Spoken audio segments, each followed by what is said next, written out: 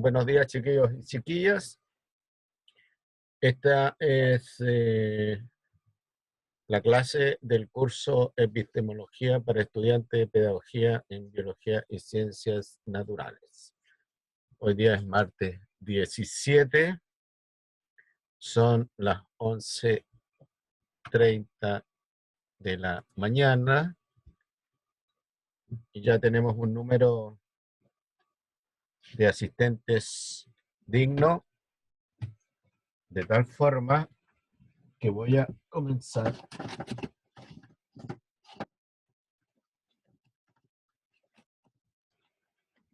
la clase. Bueno, esta es la última clase que tenemos antes de la semana sin conexión. Y recuerden que la semana siguiente a la semana sin conexión tenemos la prueba número 2.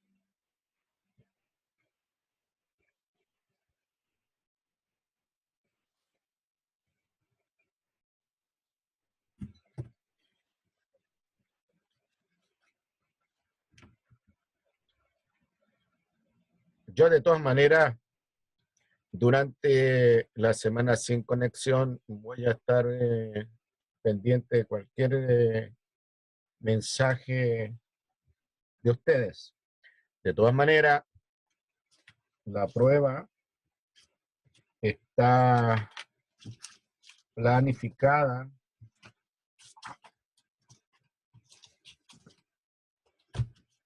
para el martes 1 de diciembre de 11:30 en adelante.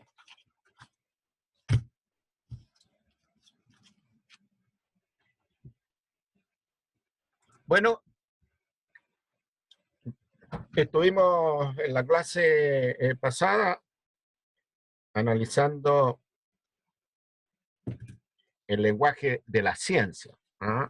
Bueno, yo creo que hay que diferenciar cuando uno habla del lenguaje de la ciencia, aquel lenguaje específico de disciplinas específicas, como por ejemplo cuando hablamos en zoología de filum, hablamos de clase, hablamos de metamerismo, hablamos de animales celomados, ¿no es cierto? Es un tipo de lenguaje científico que corresponde a una disciplina en particular, o cuando hablamos en ecología de nicho ecológico, depredación,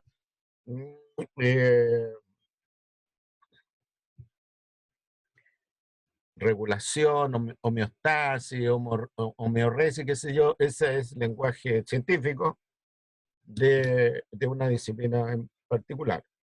Aquí, ya en este curso de epistemología, nos referimos como lenguaje de la ciencia o lenguaje científico al lenguaje que cruza las disciplinas, que se usa en física, que se usa en biología, que se usa en geología, etc.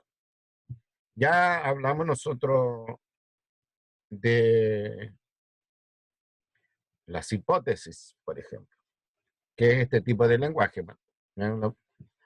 El contexto el concepto de hipótesis es igualmente válido para biología, para química, para física. Vamos a seguir en esta temática, por eso que el título de la clase es el lenguaje y las ciencias naturales, continuación de ello. Y aquí nos quedan los que se conocen como principios, leyes y teoría, modelos y paradigmas. ¿Qué es lo que podemos entender nosotros por principio en ciencias naturales? A veces se usa sinónimo de principio con ley, pero la ley es un enunciado, lo vamos a ver un poco más adelante, más estricto desde el punto de vista lógico y desde el punto de vista epistemológico que un principio. ¿Qué podemos decir, no es cierto, en términos de principio? Que son generalizaciones que dan contexto interpretativo a hechos o fenómenos naturales. Ahora bien, estos principios pueden cambiar con el tiempo. Y como la palabra lo indica, principio, corresponden a ciertas ideas claves, ciertas ideas fundamentales que tiene una determinada disciplina en un determinado momento, y estos principios tienen un valor interpretativo, ayudan desde la perspectiva del principio a interpretar un fenómeno o hecho, un fenómeno natural, o hecho que cae en el campo de estudio de la disciplina en cuestión. Así hay principios matemáticos, ¿no es cierto? Hay principios químicos, principios físicos, etc. Otra interpretación de principio, ¿no es cierto?, que son herramientas o instrumentos conceptuales de interpretación de hechos, fenómenos de una disciplina científica. Y otra interpretación, que los principios forman parte de la naturaleza intrínseca de los fenómenos. Fíjate, es importante. Forman parte de la naturaleza intrínseca de los fenómenos, hechos y acontecimientos de una disciplina científica. Cuando nosotros hablamos que forman parte de la naturaleza intrínseca de los fenómenos, ya estamos bordeando una perspectiva epistemológica.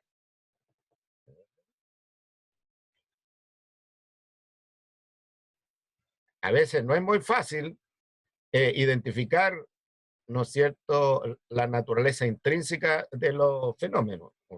Y esto en estos momentos una discusión entre los filósofos de la ciencia, de los epistemólogos, qué es lo que estamos entendiendo por la naturaleza intrínseca de un fenómeno.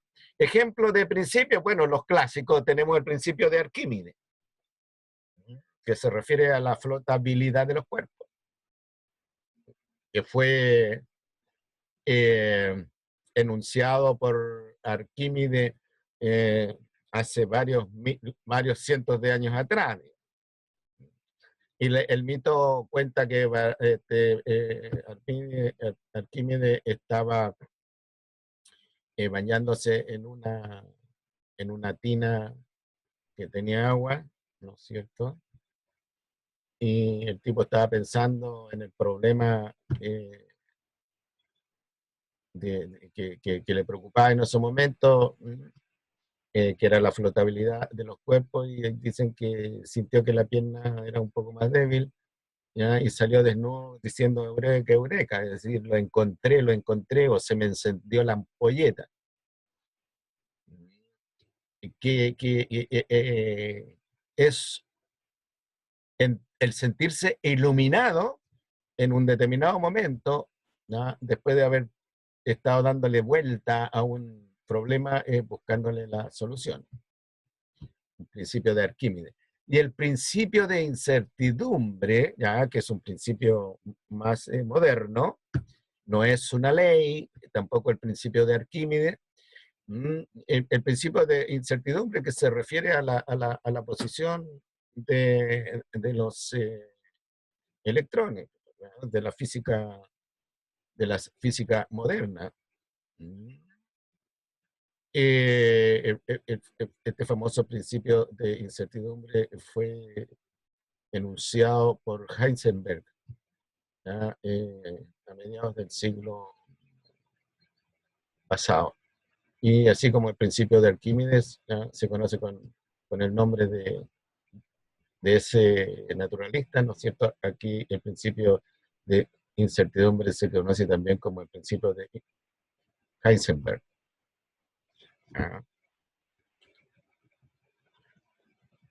En ecología, siendo una ciencia comparada con la física, comparada con la química, relativamente joven, para poder trabajar la disciplina, poder interpretar los fenómenos que se consideran fenómenos ecológicos, hay una serie de principios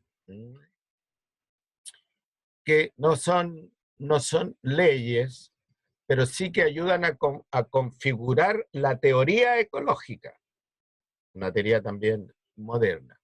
¿Qué es lo que dice los principios de la ecología? Todo organismo tiene una envoltura matricial que se conoce como entorno, por lo cual intercambia materia, energía e información. Entonces, cuando dice todo organismo, quiere decir que no hay ser vivo, habitante de la Tierra, que no tenga su entorno. Y este entorno del organismo está conformado por otros organismos, que pueden ser de la misma especie, ¿no es cierto?, especies distintas, pero también está conformado por los factores físicos, químicos, que están presentes ahí, y con lo cual el organismo puede intercambiar materia, energía e información.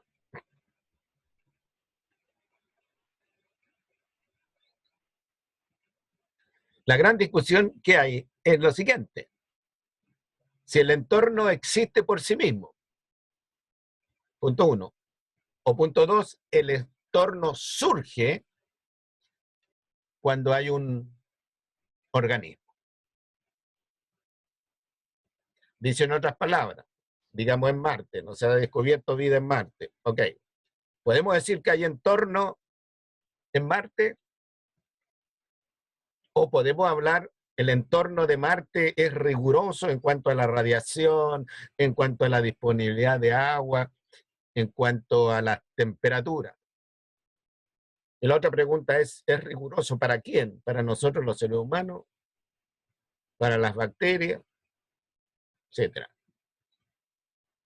La otra característica, el otro principio de la teoría ecológica es el entorno del organismo provee recursos y recepciona desechos.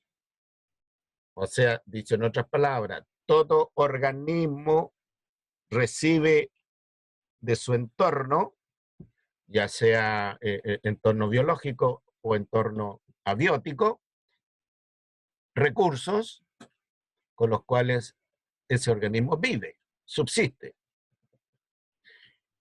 Este organismo procesa esos recursos y genera desechos. ¿Y a dónde van esos desechos? Al entorno. Y esto se ve muy bien en el caso del ser humano, ¿cierto? Donde el ser humano tiene una enorme capacidad para procesar recursos y por lo tanto genera una gran cantidad de desechos.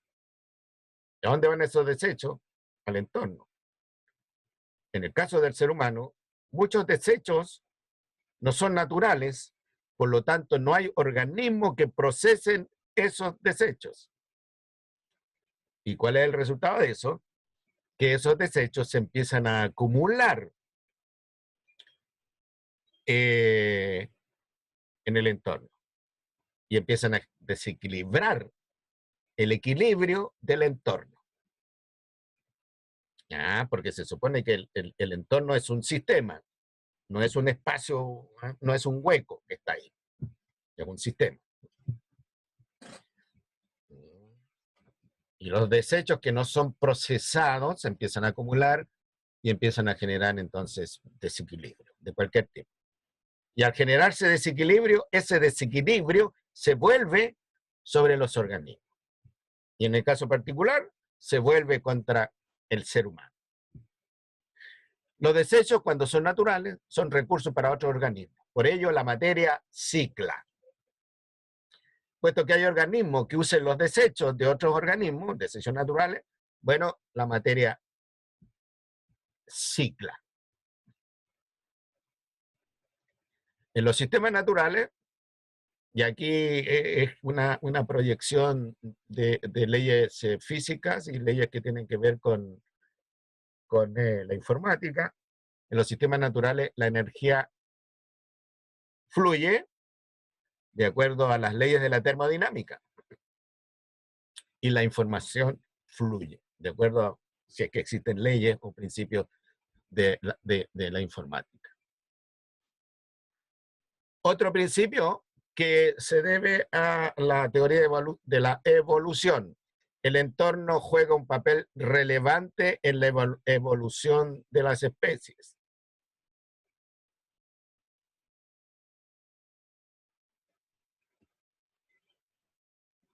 Otro principio que también es el resultado de la teoría de la evolución es que la situación observable actualmente en la naturaleza es el resultado de miles de años de evolución de la interacción organismo-entorno. Pensemos, por ejemplo, la interacción ser humano-perro, perro doméstico. El perro doméstico no puede vivir por su cuenta. Bueno, vive acá en la ciudad, el otro, pero no es un animal que pueda ser capaz de sobrevivir con facilidad en el mundo natural. Depende del ser humano. Bueno, esa interacción, ¿no es cierto?, se generó, se creó hace cientos de años atrás. Según señala la historia natural de esta interacción, que fueron algunos individuos del lobo, ¿no es cierto?, que se acostumbraron a la presencia humana. Hay una película bien interesante al respecto, basada en esa idea. Y resulta que la interacción se hizo tan estrecha, ¿no es cierto?, casi una interacción mutualista con beneficio mutuo para el ser humano y el animal. Y otra prueba de la evolución, ¿no es cierto?, de esta interacción es que hay una cantidad enorme de razas, muchas de las cuales no pueden vivir en el mundo natural. Y lo otro, que el perro sigue estando conectado a su ancestro, el lobo. Y otro principio que dice que el equilibrio observable en la ecósfera. La ecósfera es un término que designa la Tierra mirada como sistema ecológico. Es de tipo homeorreico, no de tipo homeostático. ¿Por qué es un tipo de un control de tipo homeorreico? Porque no es un control fijo alrededor de puntos de equilibrio relativamente estrechos, como es la temperatura corporal que gira alrededor, oscila alrededor de los 37 grados. Ustedes lo podrán haber vivido en los controles que nos hacen al entrar a los supermercados. Que persona que tiene una temperatura elevada, considerada, digamos, según las instrucciones de, de, los, de los servicios públicos de salud, ¿no? ¿Cierto? Esa persona tiene fiebre y probablemente está infectada con el coronavirus. Y por lo tanto, esa persona, los servicios lo tienen que tomar, lo tienen que confinar y lo tienen que monitorear para confirmar que efectivamente esa persona tiene coronavirus. Ese es un control homeostático, que la temperatura se mueve alrededor de los 37 grados, ¿no es cierto?, dentro de un rango estrecho. En cambio acá, el equilibrio de la ecósfera es más fluctuante. Por eso está la discusión de si el cambio climático es un fenómeno efectivo o el aumento de temperatura que se ha observado ya en la ecósfera es el producto de una fluctuación homeorreica y no el producto de una tendencia al aumento de la temperatura. Entonces, las fluctuaciones homeostáticas en los sistemas son relativamente estrechas. No hay mucha variabilidad alrededor del promedio. En el caso de las fluctuaciones homeorreicas, hay mucha variabilidad alrededor del promedio. Esto hace que estos sistemas ecológicos, para predecir la conducta del sistema, hay que recurrir a modelos computacionales. Por ejemplo, en estos momentos hay una serie de modelos computacionales que juegan un poco con la temperatura y los niveles de anhídrido carbónico y dicen qué pasará según este modelo cuando lleguemos a una temperatura sobre el grado de la temperatura de promedio de esto, pasará tal y tal cosa. Pero los modelos se diferencian en los pronósticos que hacen. Piensen un poco en los modelos meteorológicos que usan los meteorólogos de la televisión. Ahora esos modelos están más afinados. Entonces dicen, mira, qué sé yo, el martes vamos a tener una precipitación en la zona de Santiago. A veces ocurre, pero otras veces no ocurre. Afortunadamente, la predicción está siendo cada vez más precisa. Es decir, el martes, el miércoles va a llover y bueno, llueve. Entonces estamos confiando en esos modelos. Pero hace 20 años atrás era difícil predecir lo que venía 2 o 3 días después respecto de si hacía viento, y si iba a ser calor, si iba a ser lluvia, si iba a ser nevazón, esto lo otro. ¿Ya? Pero eso se logra gracias a modelos computacionales bastante complejos que usan una serie de parámetros. La ley científica, la famosa ley científica. Hay varias definiciones de leyes. Yo voy a nombrar solo una. ¿Qué es lo que es la ley? Es un enunciado sintético. ¿Qué quiere decir enunciado sintético? Es un enunciado que resume, un enunciado integral, de carácter universal, y esto es re importante, de carácter universal. Eso quiere decir que si se da aquí en Chile, se da también en Alaska, se da también en Siberia, se da en la quebrada del Ají. Si se dio hoy día, también se va a dar dentro de 50 años. Si se dio hoy día, también se dio hace 10 años, hace 100 años, hace 200 años, etc. Es el carácter universal, en tiempo y espacio, basado en datos empíricos. ¿Qué son los datos empíricos? Son datos derivados de la experiencia. La experiencia puede ser una experiencia sensible, que usted miró y registró, o bien puede ser una experiencia experimental, que usted experimentó, obtuvo resultados y los registró. Eso quiere decir datos empíricos. No son datos soñados, no son datos imaginados, no son datos reflexivos, producto, ¿no es cierto?, de la meditación.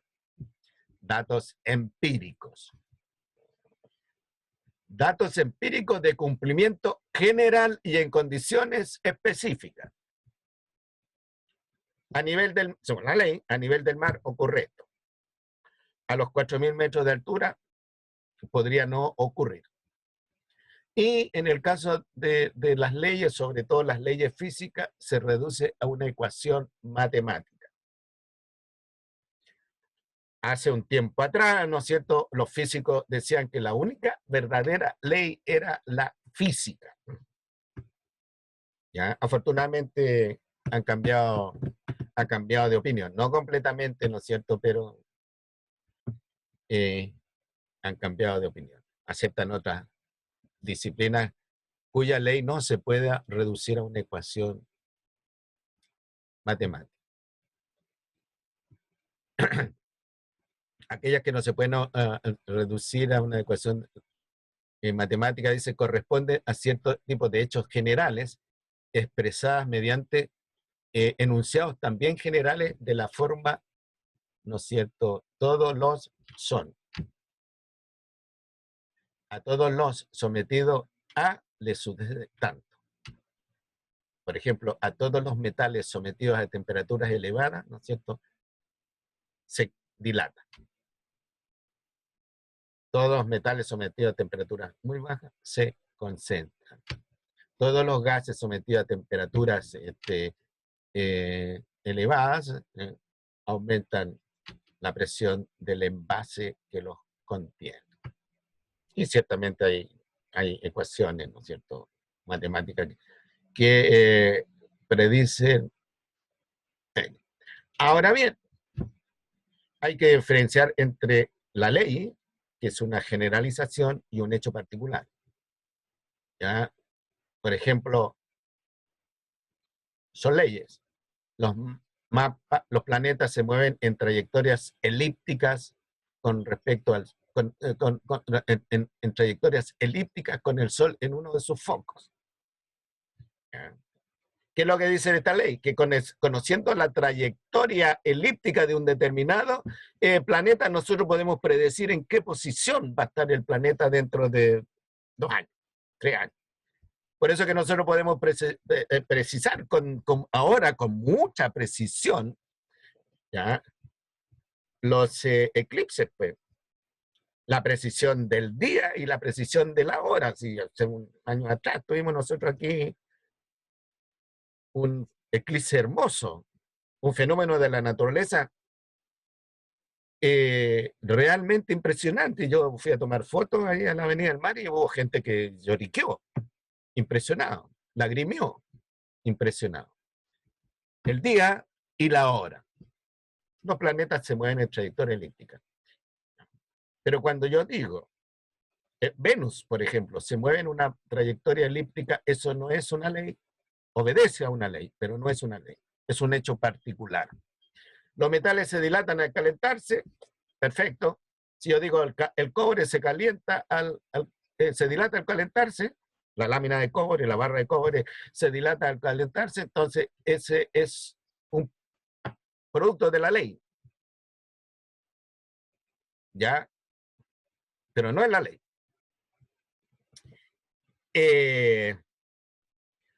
Lo otro importante que hay que tener, que las leyes son enunciados descriptivos. ¿Qué le pasa a los metales cuando se calientan? Se dilatan. ¿Ah? ¿Qué trayectoria siguen los planetas cuando se mueven? Una trayectoria elíptica con foco en el Sol. Descripción. ¿Ah? Pero no explican las leyes. No explican, por ejemplo, por qué los metales se dilatan al calentarse. Hay otra explicación. La teoría explica la ley. La teoría explica por qué los metales se dilatan al calentarse, pero no la ley. La ley describe lo que le ocurre al metal cuando se calienta. Y predice, porque usted tiene un metal, ¿no es cierto?, y lo somete a temperatura elevada, ese metal se le va a calentar y ni se le ocurre entonces tomarlo con la mano porque se va a quemar. Ahora, fíjense usted, esto que tenemos acá, todo triángulo tiene 3 lados. Eso es cierto, pero no es ninguna ley.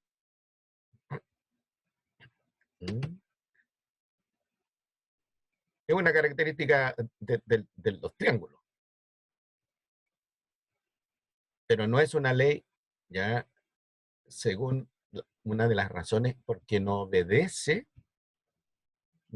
a una necesidad de la naturaleza. Y hay una gran discusión que se entiende por necesidad de la naturaleza o necesidad natural. Y ningún soltero está casado. ¿Ya? Tampoco es una ley, pero es un enunciado general. Es obvio que todos los solteros están solteros. O sea, dicho en otras palabras, todos los solteros no están casados. Lo otro importante a tener presente en la ley, que la ley tiene 2 partes. ¿Ah? Una parte, un proponente y un consecuente. En esta parte los metales se dilatan, ¿ah? El proponente son los metales ¿ya? Y el consecuente es que estos metales cuando son calentados se dilatan. Entonces las leyes tienen estas dos de parte. ¿Ah? Una parte que establece el foco, ¿ya? Y otra parte que establece la consecuencia de ello.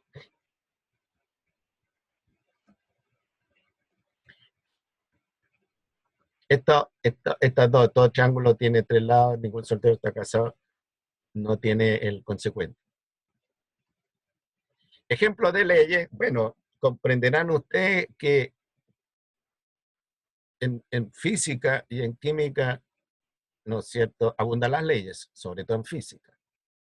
Muchas de esas ustedes debieron haber estudiado en enseñanza media, sé que no la están estudiando ahora en química, en física. En química, como la ley de los gases, la ley de las reacciones químicas, la ley de Avogadro. En física, la primera ley de la termodinámica, la segunda ley de la termodinámica, la tercera ley de la termodinámica. ¿Ya? Perdón, la primera ley de Newton, la segunda ley de Newton, la tercera ley de Newton. ¿Ah? Las leyes de la mecánica clásica, porque ahora hay una mecánica cuántica. Entonces, esas leyes ya no necesariamente se cumplen. Y después tenemos la primera ley de la termodinámica, la segunda ley de la termodinámica, la tercera ley de la termodinámica. La segunda ley de la termodinámica dice, por ejemplo, en que en toda transformación energética hay una fracción de la energía que se pierde como calor. ¿Ya? Y no es energía útil, porque es energía entrópica, energía de mala calidad. Los sistemas biológicos, por ejemplo, una cadena trófica, se regula por esta ley. ¿Ya? Las plantas captan la energía solar y la transforman en energía química de los alimentos, y en esa transformación una fracción de la energía solar se pierde como calor. La planta, ¿no es cierto? Se pierde como calor solo por el proceso de la transformación, y después la planta, ¿no es cierto?, tiene que vivir. Y entonces parte de la fracción utilizada por la planta para vivir también se disipa al final como calor.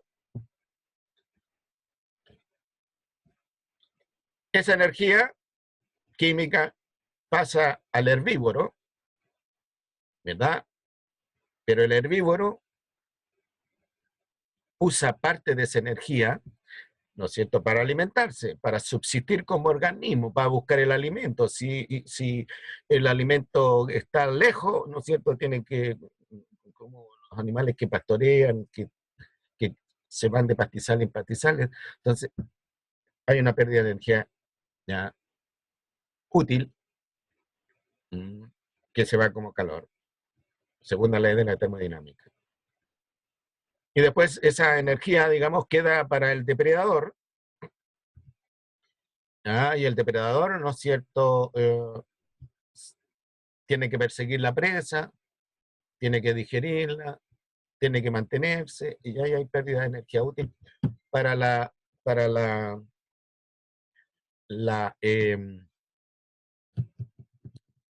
para el nivel trófico siguiente. Y bueno, la primera ley de la termodinámica es más universal, ¿no es cierto? Y dice que la energía no se crea ni se destruye, sino que se transforma. Y la segunda ley de la termodinámica dice que en estas transformaciones energéticas, una fracción de la energía se disipa como calor y deja de ser una energía útil para los sistemas biológicos. Ahora hay una gran controversia, ¿no es cierto?, si existen leyes en biología, o por qué hay leyes en biología, porque hay pocas leyes en biología. Incluso algunos biólogos importantes piensan que la biología puede funcionar sin leyes. Puede funcionar con principios, puede funcionar con teorías, pero no leyes. Hay dos artículos que ustedes tienen que leer, y ahí en uno de ellos se discute qué es lo que son las leyes en ciencia. Cuando hablamos en ciencia no estamos refiriendo a física, química, biología y las otras ciencias naturales. Y otro artículo que habla y analiza el tema de hay leyes en biología o por qué hay pocas leyes en biología. El hecho que el hecho de las dificultades para formular leyes en biología en épocas pasadas, cuando la física se desarrolló, le generó problemas a la biología porque habían físicos que no reconocían a la biología como una ciencia verdadera. Afortunadamente ahora hay muchas evidencias, ¿no es cierto?, de la importancia de la biología para el futuro de la humanidad, el futuro del ser humano, ya el futuro de la naturaleza. ¿Ya? Y la biología ha trabajado bien como disciplina científica sin que necesariamente haya tantas leyes como hay en física o en química. Pero eso se los voy a dejar a ustedes para que lo revisen con más calma, porque es fundamental la claridad que ustedes tengan respecto a las leyes. La teoría en ciencia natural. ¿Qué es lo que es la teoría? También hay varias definiciones de teoría. Enunciado, referido a un sistema abstracto, hipotético, deductivo. Constituye una descripción y explicación científica a un conjunto relacionado de observaciones o experimentaciones. Está basado en un conjunto de supuestos y leyes verificadas por grupos de científicos. Fíjese usted, esto es importante. Leyes verificadas por grupos de científicos. Ahora, ¿qué significa un sistema abstracto, hipotético, deductivo? Aun cuando nosotros lo vamos a analizar en la tercera parte del curso, es un tipo de razonamiento científico que conduce a una mejor o mayor claridad de un fenómeno natural. Hipotético deductivo, que se arma una hipótesis a partir de observaciones, se hacen experimentos y de esos experimentos se deduce lo que corresponde. Por ejemplo, en el estudio que hizo por el beriberi, eso es un razonamiento hipotético deductivo.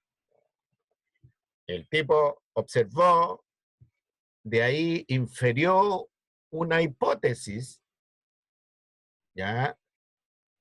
Una hipótesis que le permitió diseñar el experimento, y con los resultados del experimento dedujo que la causa del beriberi era algo que le faltaba al arroz. Y ese algo probablemente estaba en la cáscara del arroz. Y obviamente después investigaron cuáles eran los componentes de la cáscara del arroz, y ahí se encontraron que habían algunos componentes, ¿no es cierto?, que ahora llamamos vitamina D.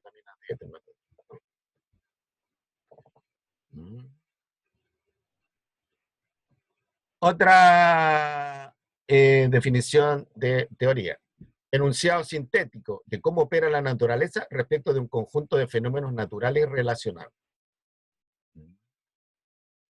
Aquí, bueno, los dos coinciden sobre enunciado, una suerte de declaración. enunciado, una suerte de declaración.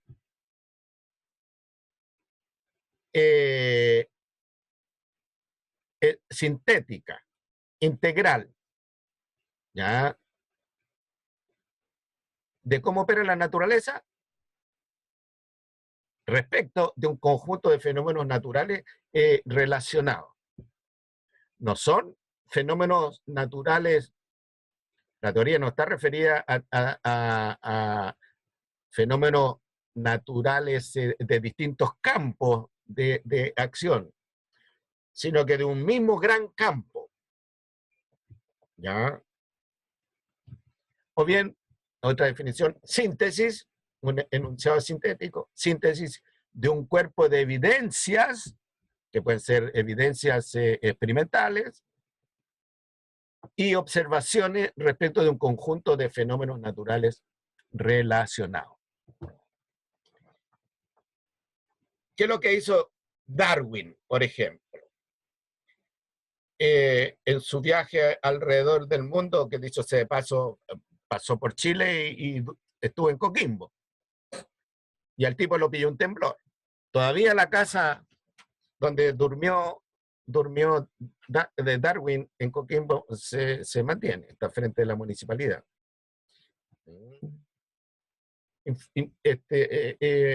Inflan re poco la casa, es una casa de importancia turística, debe ser un pequeño museo, donde la Universidad Católica, la Universidad de La Serena y otras universidades podrían colaborar con ese museo. No tienen como oficina. Bueno, Darwin hizo una serie de información, una serie de observaciones, tomó una serie de muestras. Ya, por supuesto que el tipo llevaba registros de eso, y se fue a Inglaterra y se dedicó a estudiar sus notas y estudiar las muestras. Ahora, ¿cuál es el conjunto de fenómenos naturales relacionados? Las muestras estaban relacionadas con distintos tipos de organismos.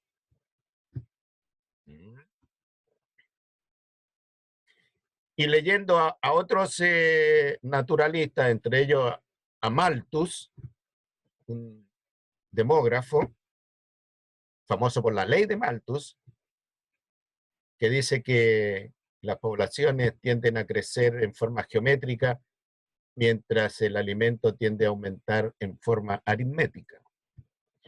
Ya, eso ya está cuestionado como, porque el ser humano alteró esa ley.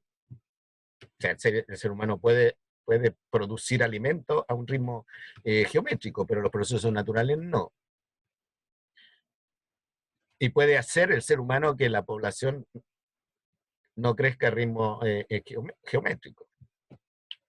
¿Ya? Pero bueno, Mendel dijo, como digo, las poblaciones tienden la potencialidad para crecer a un ritmo geométrico o logarítmico, y el alimento puede crecer a un ritmo aritmético, no más. En esa época no había agricultura, había agricultura industrial, por supuesto. No había fertilizantes, ¿no es cierto? No había pesticidas, ¿ya? Y los alimentos no se procesaban industrialmente. Y bueno, hizo una síntesis de fenómenos naturales relacionados, o sea, la relación morfológica entre los distintos organismos. Y sacó la teoría de la evolución. También, Darwin, dentro de los naturalistas que Darwin reconoce, fuera de Malthus, leyó a Mendel. Y ahí juntó Malthus algunas cosas y salió con la teoría de la evolución, en su versión básica, por supuesto, porque la teoría de la evolución ahora está bastante más complicada, ya que la teoría de Darwin. Y para mostrar los impactos de la ciencia, bueno, la teoría de la evolución generó un tremendo conflicto social, todavía. En Estados Unidos, algunos colegios de religiones fundamentalistas prohíben la enseñanza de la teoría de evolución. Dicen que los seres vivos fueron creados por Dios y punto. ¿Ya? La teoría en ciencias naturales. Ejemplos de teoría en química, teoría atómica, la teoría cuántica, la teoría sobre la naturaleza del enlace químico. La teoría, ejemplos de teorías en física, ya la teoría de la relatividad general, la teoría de la relatividad especial, las dos debidas a Einstein, la teoría del Big Bang, del gran estallido,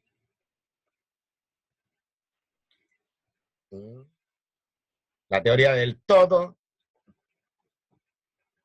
la búsqueda del todo es como la búsqueda de la piedra filosofal para muchos investigadores, grandes científicos, o la búsqueda del santo grial, la teoría del todo.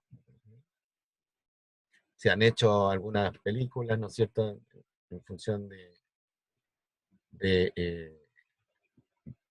la biografía de Einstein y del científico que tenía, el científico discapacitado, digamos, Hawkins. Después tenemos la teoría ondulatoria de la luz y la teoría corpuscular de la luz. La luz tiene un comportamiento complicado que le ha dado dolores de cabeza a los físicos. En algunas situaciones la luz se conduce como onda, ¿ya? Y en otras situaciones la luz se conduce como corpúsculo. Por ejemplo, a Einstein le dieron el premio Nobel, no por la teoría general, ni de la teoría de la relatividad general o la relatividad especial. Le dieron el premio Nobel al tipo porque explicó el efecto fotoeléctrico de la luz. ¿Ya? Que comparado con la teoría de la relatividad general y la relatividad especial, un poco secundario, el efecto fotoeléctrico, porque hasta ese momento nadie había explicado el efecto fotoeléctrico.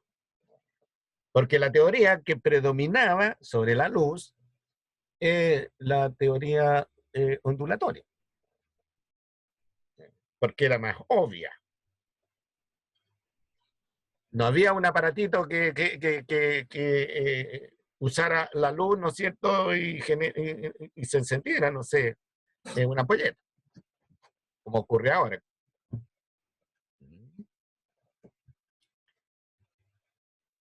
Se inventó el aparatito basado en el efecto, en la conducta corpuscular de la luz, pero sin saberlo. Ya, los físicos inventaron esto. Y ahí apareció el concepto de fotón, como paquete de energía lumínica. ¿Ya? Y otra teoría en física que es difícil de entender es la teoría electromagnética. ¿Ya? Sin embargo, nosotros, como usuarios de la ciencia y de la tecnología, usamos mucho, ¿ya?, el electromagnetismo. Pero es difícil de comprender. También es difícil de comprender la famosa ecuación de Einstein que dice que energía es igual a m por la velocidad de la luz al cuadrado. Entonces, ya, porque uno trata de traducir la cosa literalmente. Y en biología, puesto que no hay leyes, bueno, tenemos varias varias teorías que a los biólogos les han permitido hacerse preguntas, hacerse, formular hipótesis en el marco de la teoría, formular, formular proyectos de investigación e ir aclarando, ¿no es cierto?, problemas biológicos más profundos y algunos problemas biológicos relacionados con la salud del ser humano. Tenemos la teoría celular. ¿Qué dice la teoría celular? La teoría celular dice que todos los seres vivos están constituidos por células. Estas células provienen de células preexistentes. Antiguamente existía la teoría de la generación espontánea, que decía que las moscas, por ejemplo, provenían de la materia en descomposición. Y era natural, pues ya tú en la Edad Media, ¿no es cierto?, se juntaban basurales por todos lados y llenos de moscas. Y esos basurales tenían malos olores, gases hasta tóxicos. Entonces la gente, claro, las moscas están ahí, salen moscas, de la generación espontánea. Pero después vino un par de investigadores, entre ellos Pasteur, que dijeron no. Reddy creo que fue el que hizo una serie de investigaciones y cachó que moscas ponían huevos y de esos huevos salían larvas que vivían en la materia de putrefacción y de esas larvas aparecían pupas y de esas pupas aparecían moscas. Hizo un experimento muy bonito. La teoría celular. ¿Cuál es el gran problema que la teoría celular está teniendo ahora? Y justo este año, los virus. Porque los virus tienen ciertas propiedades biológicas como la de la reproducción y forma parásita de vida, ¿ya? Pero no están estructurados en fase célula. Y ahí la teoría celular va a haber que buscar una nueva teoría para los próximos años que considere a los virus. Porque yo he escuchado, ¿no es cierto? Y he leído en periódicos, por ejemplo, y he escuchado reportajes que hablan de los virus como organismos, como microorganismos. Y no son. Ahora se han encontrado, ¿no es cierto? Y cuando digo ahora, desde hace 30, 40 años, se han encontrado proteínas que tienen la capacidad de inducir los priones, que me imagino yo que lo estudiaron en biología general, que también tienen algunas propiedades biológicas, propias de la materia viva, y son proteínas. ¿Ya? Y ahí está, moviéndose. La teoría de la evolución. La teoría de la evolución dice que los seres vivos cambian a lo largo del tiempo. ¿Ya? Los seres vivos no han sido creados por Dios, sino que son el resultado de procesos naturales, ¿no es cierto?, conocidos con el nombre de especiación.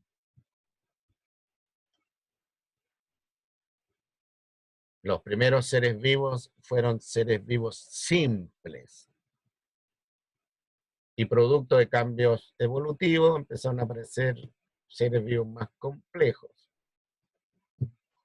¿Dónde está el problema en la teoría de evolución? Que se da en muchos casos. Pero no en todos los casos. No es que no se dé en todos los casos, sino que no se han podido encontrar las evidencias. Los evolucionistas creen que se da en todos los casos. ¿Ya? Y los que no son evolucionistas dicen, los creacionistas, por ejemplo, los que creen que los seres vivos los creó Dios, según la Biblia, es, ok, muéstrame evidencia. Bueno, están los fósiles, qué sé yo. ¿Cuál es el problema? El ser humano. La evolución del ser humano todavía no está resuelta. ¿Ya? La evolución del caballo está resuelta, la evolución de otro organismo está resuelta, que si no, hay evidencia. Se sabe claramente que las aves actuales provienen de los reptiles, ¿no es cierto? El ser humano. ¿Ya? Lo que está claro respecto al ser humano, fíjense ustedes que el ser humano, en su, en su versión primitiva, primigenia, como género,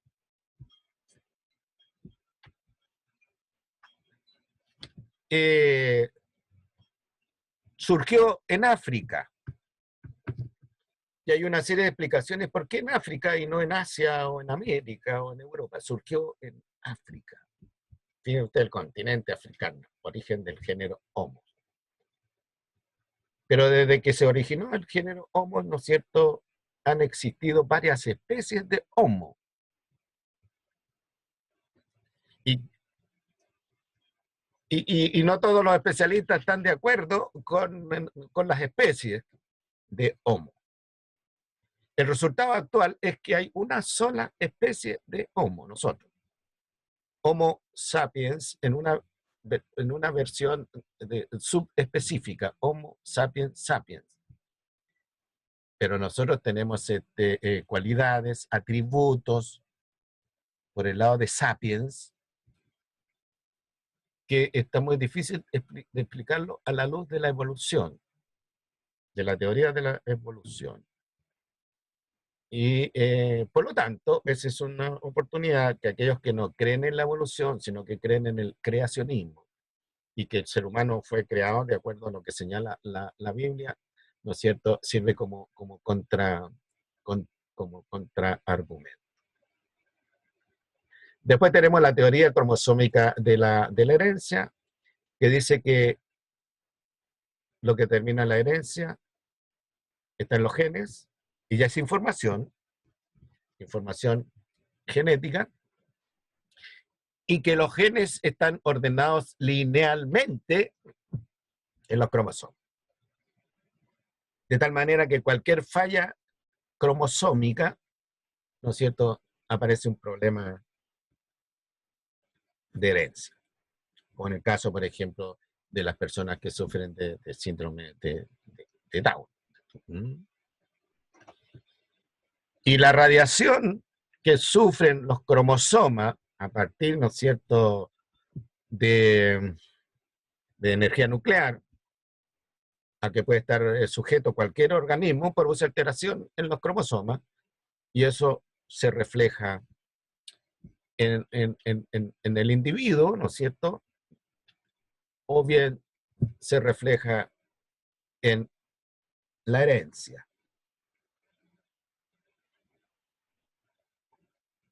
O bien, ¿no es cierto?, los genes que están ubicados en los cromosomas cambian su constitución, eso se llama mutación, y eso se refleja en la descendencia. La teoría cromosómica de la herencia. Después tenemos nosotros la teoría sobre el origen de la vida. Han habido varias teorías. Una, ¿no es cierto?, que la creó una fuerza superior que nosotros llamamos Dios, según la Biblia en un cierto periodo de tiempo, etc. Eso no es ciencia, sino que es religión. Y las personas que creen en la Biblia tienen que tener la fe, ¿no es cierto?, para creer en esa teoría. Pero como estamos en una civilización técnico-científica, ¿no es cierto?, está siendo cada vez menor el porcentaje de gente que cree en la teoría religiosa. Pero creemos en la teoría científica. Otra teoría, ¿no es cierto?, que dice que la vida fue, acá en la Tierra, fue sembrada, fue plantada por civilizaciones alienígenas más avanzadas que nosotros. Bueno, Eso tampoco es ciencia, porque nosotros no tenemos evidencia que haya civilizaciones extraterrestres. ¿Mm? Y eso cae en el campo de la pseudociencia. Hay autores, ¿no es cierto?, que recurren a toda una serie de información al respecto, que parece ser científica para fundamentar, ¿no es cierto?, el origen extraterrestre de la vida en la Tierra, plantado, ¿no?, sembrado por, civilización superior a nuestra, alienígenas. Pero no, eso es pseudociencia. Entonces, tenemos unas dos o tres teorías sobre el origen de la vida en la Tierra. Una teoría, ¿no es cierto?, dice que moléculas orgánicas llegaron a la Tierra en aerolitos, en meteoritos, y cayeron en sitio adecuado, y de ahí esas moléculas orgánicas se transformaron, y después de muchos miles de millones de años surgió una protocélula. Y después se transformó en una célula procarionte, y después, ¿no es cierto?, en una célula eucarionte, y a consecuencia de la evolución terminamos nosotros por ahí. Esa es una teoría científica, pero no es una ley, es una teoría científica. ¿Ya? ¿Por qué? Porque se han examinado, revisado aerolitos, rocas extraterrestres que han caído en la Tierra, y se han encontrado algunos compuestos orgánicos. Lo interesante es que estos compuestos orgánicos se han sintetizado abióticamente, porque la química orgánica dice que los compuestos orgánicos, ¿no es cierto?, son sintetizados biológicamente. O sea, dicho en otras palabras, tiene que haber un ser vivo para sintetizar esos compuestos. Bueno, esa es la versión original de la química orgánica, pero la versión moderna ya no se apoya tanto en esa idea. Otra teoría dice que la vida se originó en la Tierra sin la participación de aerolitos, partiendo de los compuestos químicos inorgánicos que existían en la Tierra primitiva, y usando la radiación que llegaba a la superficie terrestre, que era fundamentalmente radiación ultravioleta. ¿Ya?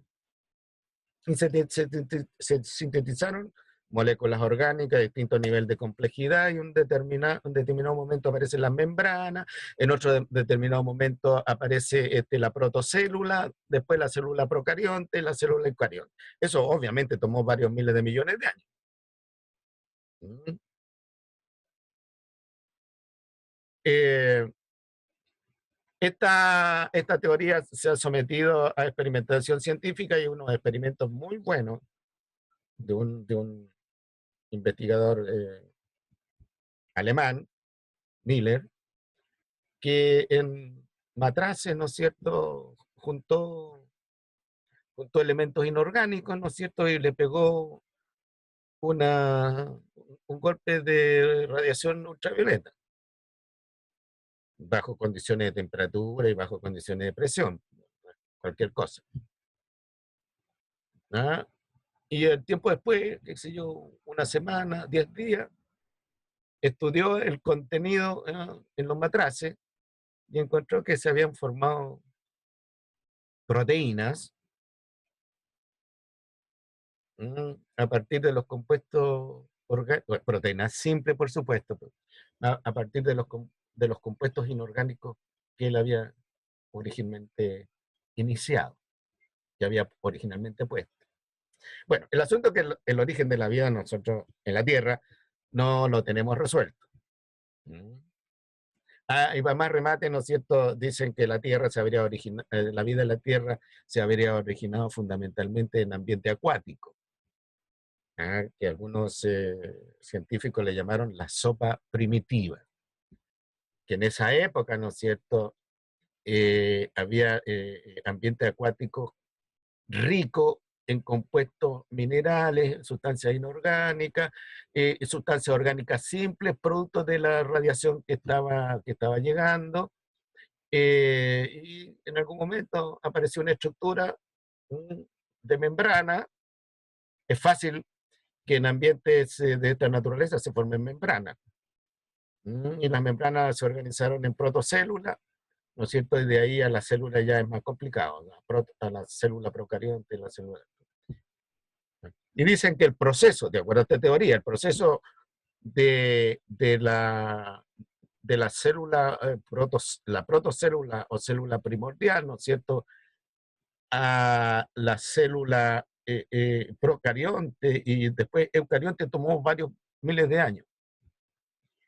Pero cuando se formó la célula procarionte y la célula eucarionte, la evolución se tomó menos tiempo en que surgieran los animales, los organismos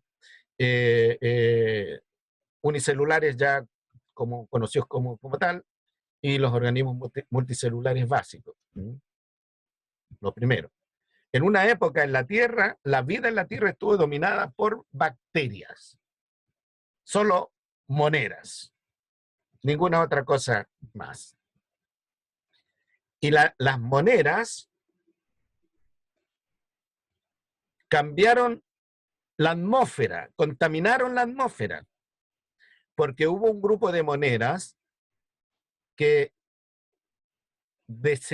eliminaron como desecho el oxígeno. La mayoría de las monedas son anaeróbicas. Su metabolismo no requiere oxígeno. La mayoría de las bacterias son anaeróbicas, no requiere oxígeno. Pero un grupo de bacterias son anaeróbicas facultativas. Dicho de otra manera, funcionan bien en ambientes de oxígeno, pero funcionan bien también en ambientes carentes de oxígeno, y otras, pero funcionan bien también en ambientes con oxígeno.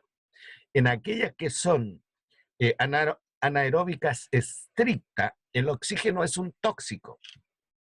Por eso que en algunos ambientes se usa oxígeno para esterilizar esos ambientes, matar esas bacterias anaeróbicas. Bueno, aparecieron bacterias anaeróbicas que eliminaron oxígeno a la atmósfera.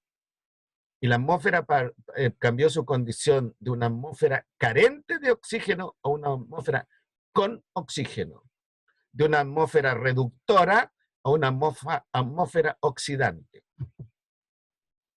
Y por supuesto, salió del sistema la mayoría de las bacterias anaeróbicas estrictas, quedaron aquellas que se lograron proteger en alguna parte, qué sé yo, y aparecieron entonces bacterias anaeróbicas facultativas que pueden funcionar en ambientes con oxígeno, sin oxígeno, y las bacterias aeróbicas. Y eso lanzó oxígeno a la atmósfera, un contaminante. Pero algunas células en este proceso de evolución se adaptaron a vivir en oxígeno. Inventaron, entre comillas, el metabolismo aeróbico. Pasaron de un metabolismo anaeróbico a un metabolismo aeróbico. Y de ahí se disparó la evolución de la célula.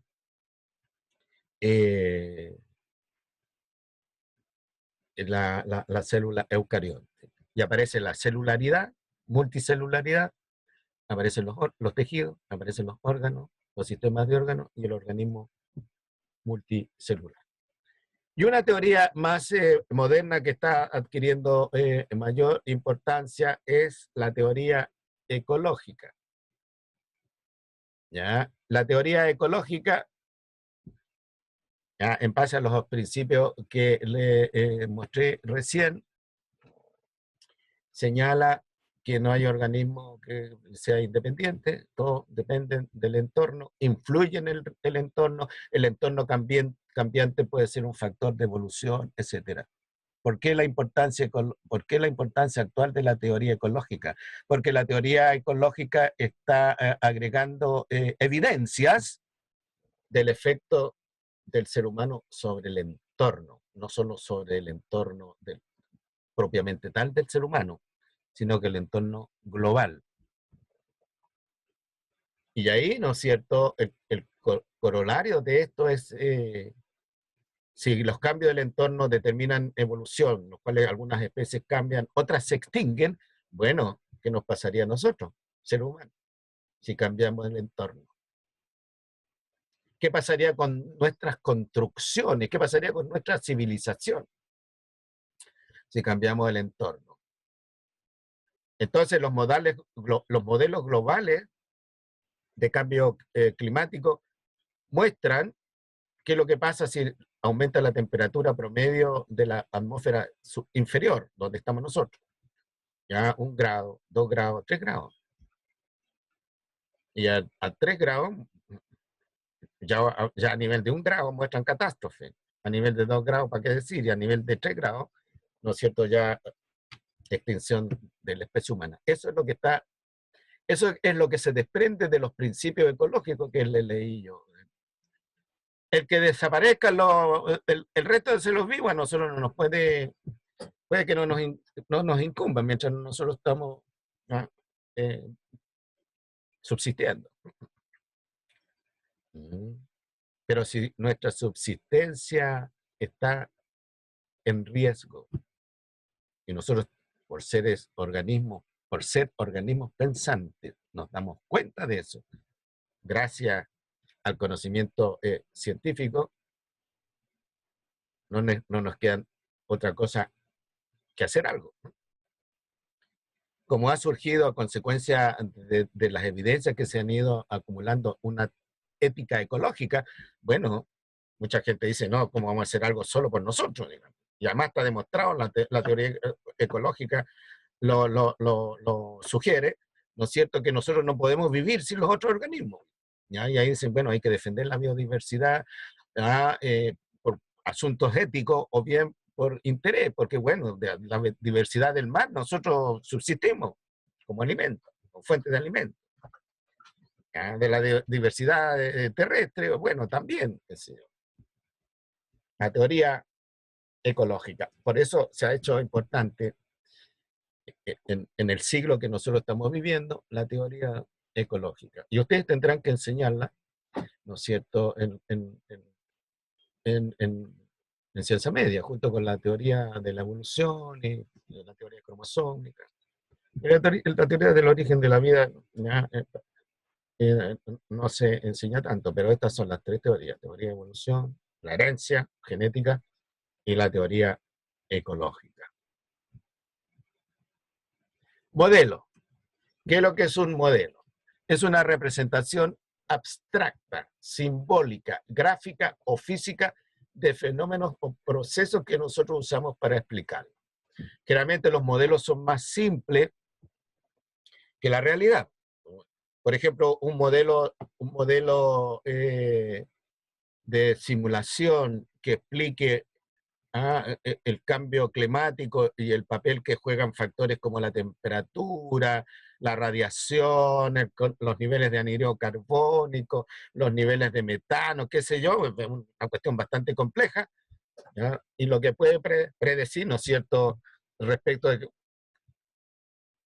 qué va a pasar cuando la temperatura suba, ya 1 grado, 2 grados, 3 grados, cuando la temperatura suba, por ejemplo, 2 grados, los modelos predicen que las tierras bajas, las que están a nivel del mar o las que están ligeramente bajo el nivel del mar, van a ser inundadas por el mar porque va a subir el nivel del mar.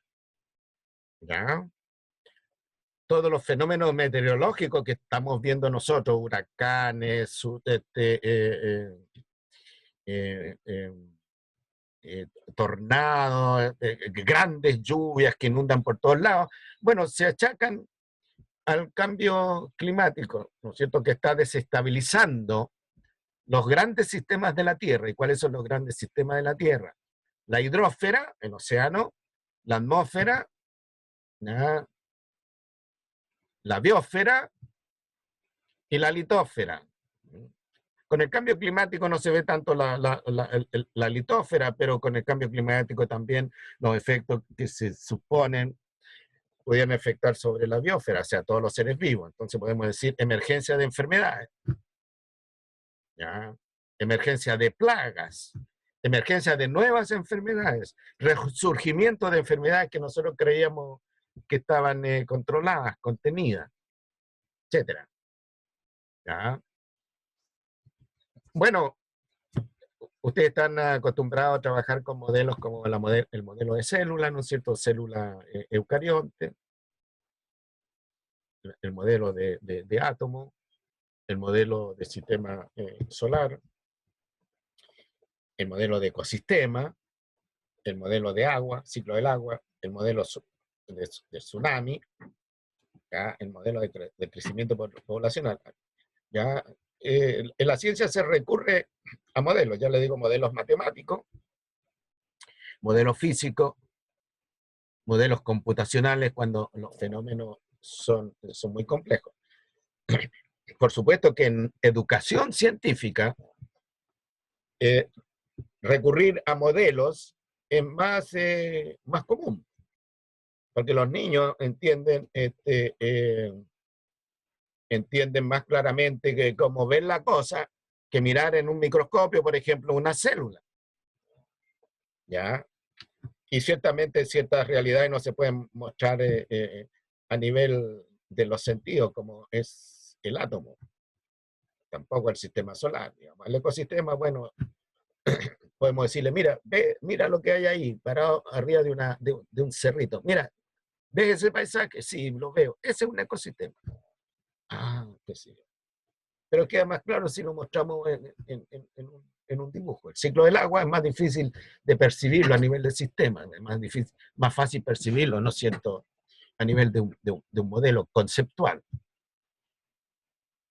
Eh, eh, el modelo conceptual que yo les pedí sobre epistemología, bueno, un ejemplo de modelo, porque yo partí del supuesto que trabajando con ese modelo, estudiándolo, reflexionándolo, analizándolo, qué sé yo, iban a tener más claro la idea de epistemología que la explicación que yo les podía dar, que iba a ser un poco en el aire.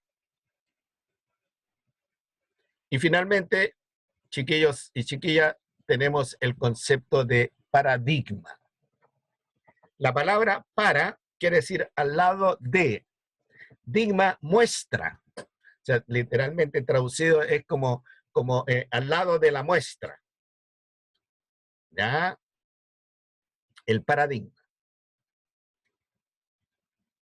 El paradigma se usa bastante en el lenguaje común y corriente. ¿Ya? Este es un paradigma de conducta cuando queremos referirnos, ¿no es cierto?, a alguien que se ha conducido bien.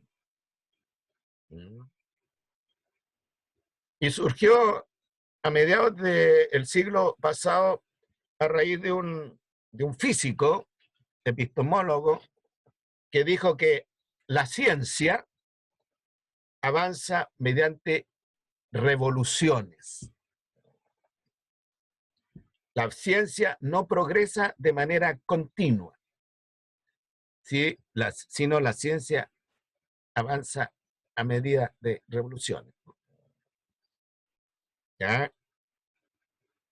Y cuando se produce una revolución, hay un cambio de referente, un cambio de modelo.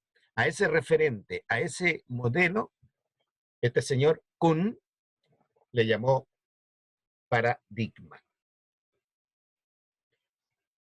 Él menciona, ¿no es cierto?, cuando comenzó la revolución científica por allá por el siglo XVI, a iniciales del siglo XVII, que ahí empezaron los paradigmas. Se produjo un quiebre de la ciencia post siglo XVI, dominada fundamentalmente por la religión, ¿no es cierto?, católica particularmente, y dominado por los filósofos naturalistas griegos, por los aristotélicos.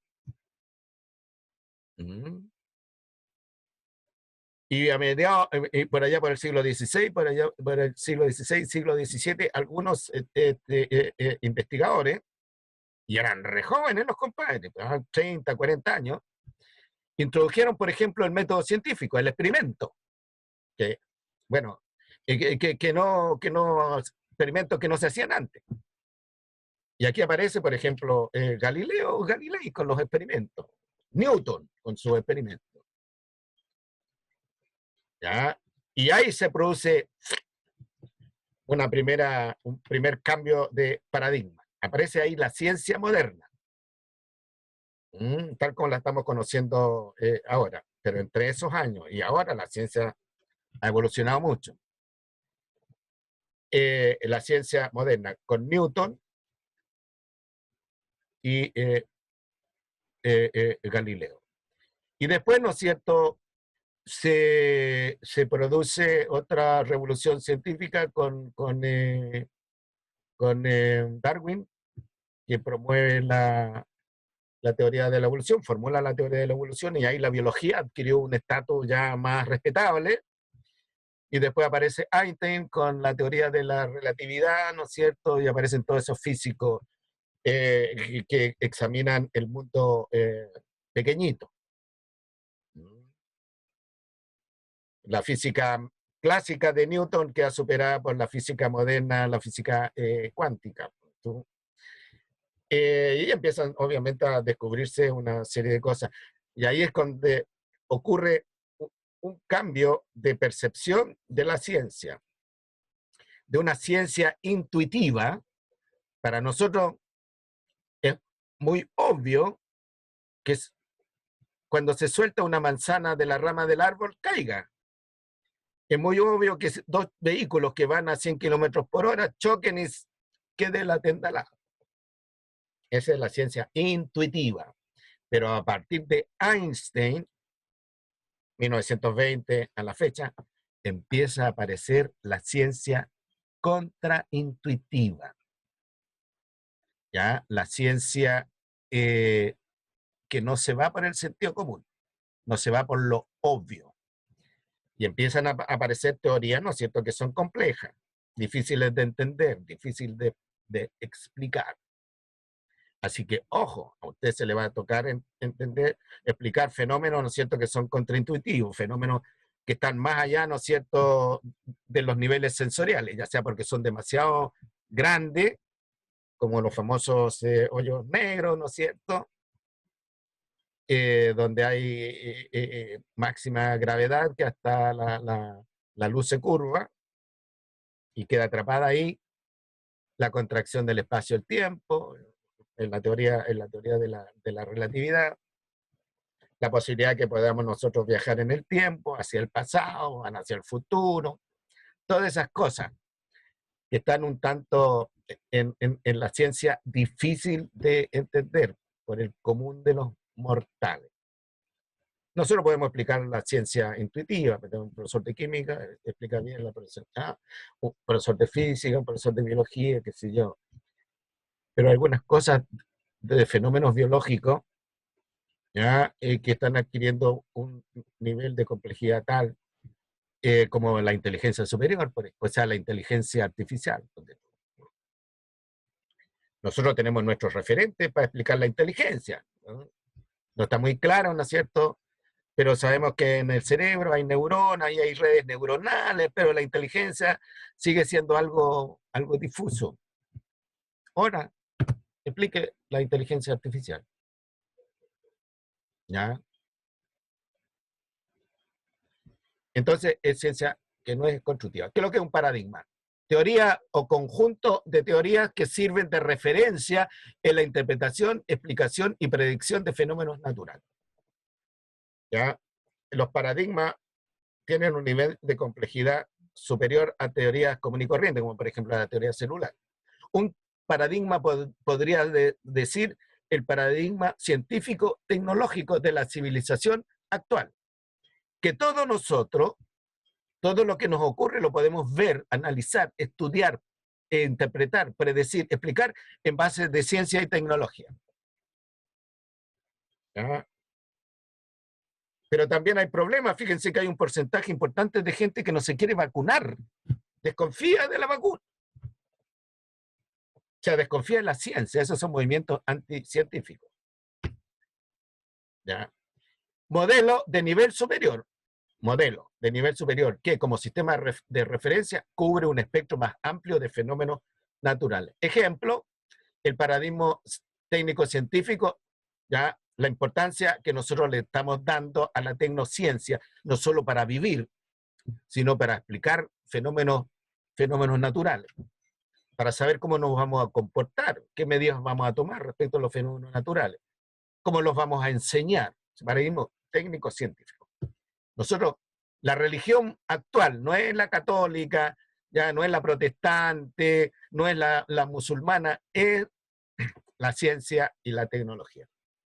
¿Producto de qué? Producto de la historia de la tecnología, de la ciencia, y porque la ciencia, los productos de la ciencia empezaron a ser útiles para nosotros.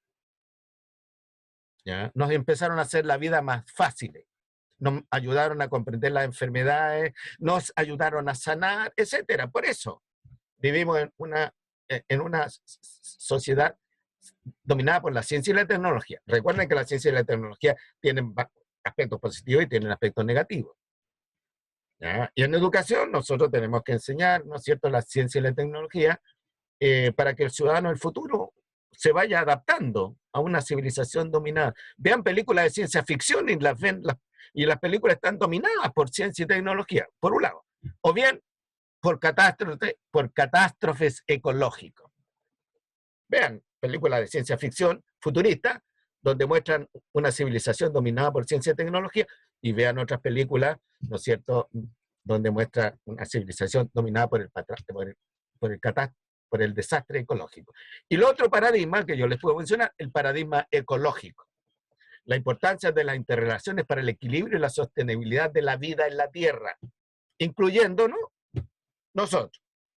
Ahora, hay un corolario del paradigma ecológico y de la teoría de la evolución, que dice que, independiente de los desastres ecológicos, la vida va a seguir existiendo en la Tierra.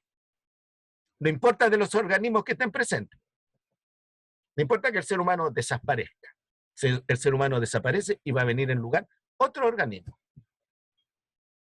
Un organismo más simple, probablemente, si no se toman las providencias del caso. Entonces, el problema no es el problema de la vida, el problema de nosotros, que podemos quedarnos, ¿cierto?, fuera del sistema, porque producto de nuestra actividad ya hemos alterado el sistema. Ahora nosotros no vamos a ser los primeros, los organismos por definición ecológica, los organismos alteran el entorno, y al alterar el entorno se les va la vida en los organismos. O bien fenómenos naturales, como los meteoritos que cayeron, ¿no es cierto?, en épocas pasadas, según la teoría, y hicieron cambios importantes en el entorno, y eso significó que los dinosaurios desaparecieron. Y por ahí se metieron, ¿no es cierto?, un ratoncito o algo parecía un ratón, y ahí se dispersaron los mamíferos, pues, y ahora los cordados están dominados por los mamíferos. ¿Ya?